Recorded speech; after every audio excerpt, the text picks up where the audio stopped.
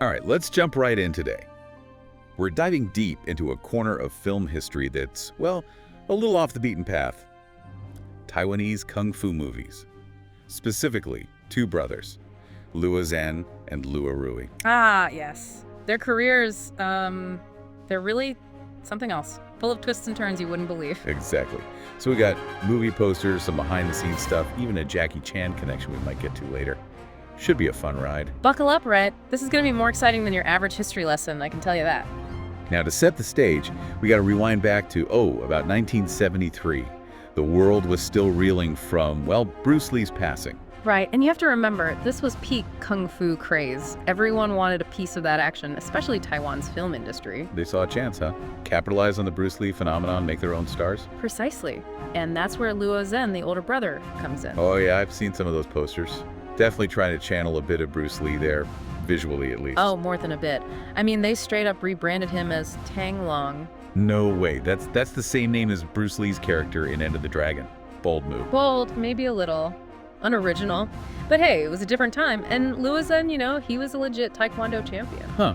So they're taking this Taekwondo champ, slapping on the Bruce Lee name, thinking that's the ticket. Basically. And it gets weirder, believe it or not.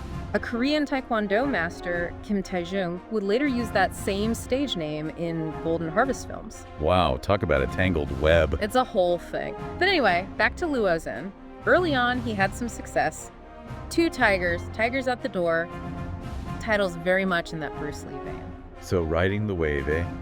But did it last? Did he actually become, like, Taiwan's Bruce Lee? Well, that's where things take a turn. See, in 1974, he's filming To Catch a Criminal, meets this guy, Lan Tianhong, big-time filmmaker, worked with Shang Chi, the whole shebang. Okay, so he's connected.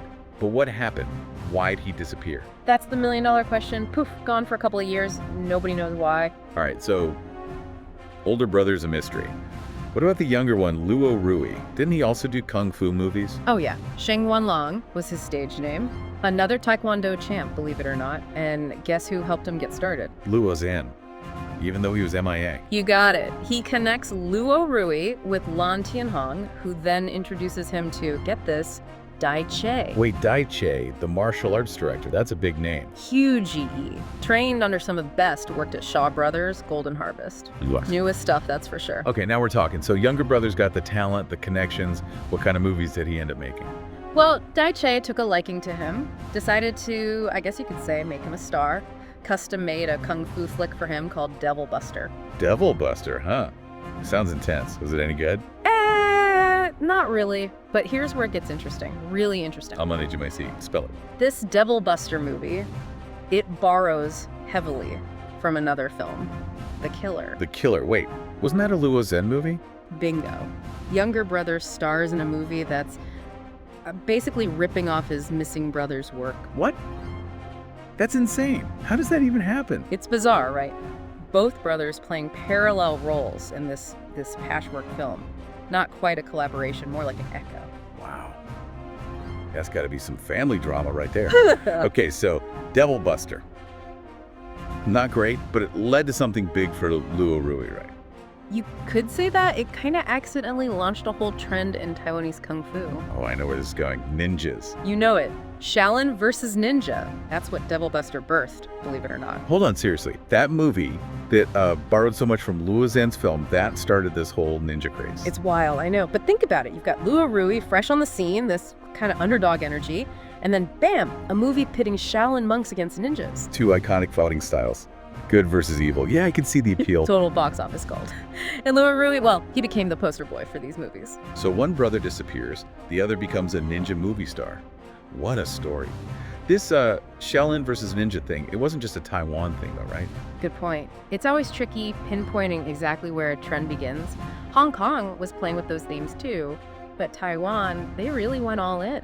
So Luo Rui and the Taiwanese filmmakers, they took that idea and ran with it. Exactly. They developed a whole visual style, The bright colors of the Shaolin robes, the dark, shadowy ninjas. Visually striking, yeah.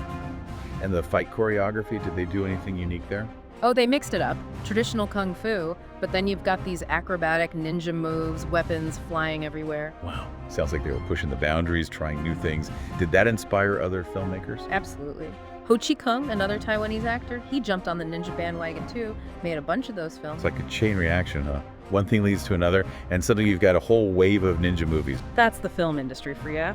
Always trying to catch the next big wave. But speaking of waves, what about Luo Zhen?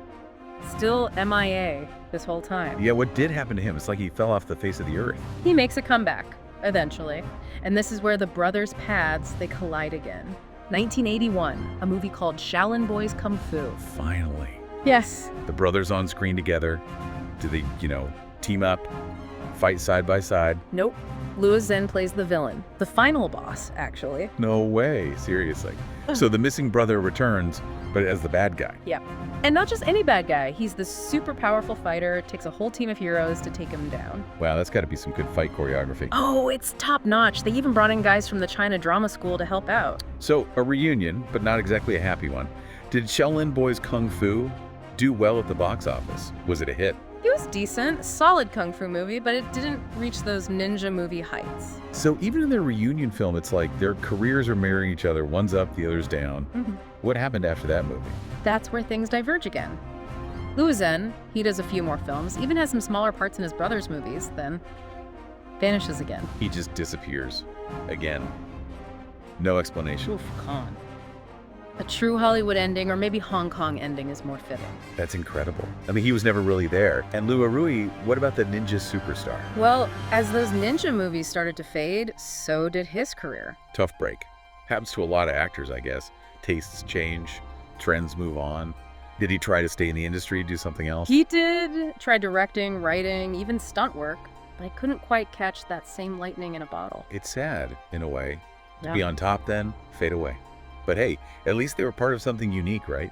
Taiwanese Kung Fu, a whole chapter in film history. For sure, they were pioneers in their own way, pushing boundaries, trying new things. Their movies might not be masterpieces, but they're a snapshot of a time, a place. A glimpse into an industry trying to find its footing, make its mark. It makes you wonder what other hidden gems are out there. That's the fun part, isn't it? The hunt for those lost treasures. You never know what you might dig up. Makes you want to go on a movie marathon. Track down all these crazy Kung Fu films. But where would you even start? Are we talking like dusty VHS tapes? Huh? Some of them, probably. A few have made it online, streaming services and whatnot, but yeah, a lot of these are hidden gems. Collector's items, Talk about a cinematic treasure hunt.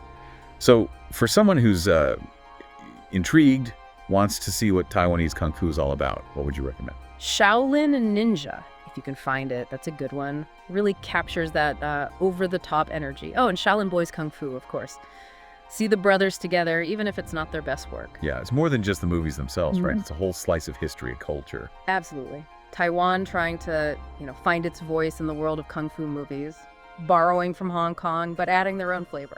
It's fascinating, really. All these stories we never knew about makes you realize there's so much more to discover out there. That's the best part. The digging, the exploring, you never know what you'll find. Well, we found quite a story today. The Luo brothers, man, what a ride. One minute they're riding the Bruce Lee wave, the next they're, vanishing into thin air. And in between, you've got ninjas, family drama, the whole shebang. It's a wild ride, that's for sure. And that about wraps up our deep dive into Taiwanese Kung Fu. The Luo brothers, what a story, eh? Full of twists, turns, and a few unanswered questions. Who knows, maybe out there somewhere there's a lost Luo Zhen film just waiting to be found. That would be something, wouldn't it? Now that's an adventure I'd sign up for. But for now, to our listeners, keep those minds curious, keep exploring, and who knows, maybe you'll make a discovery of your own. Until next time, folks, happy viewing!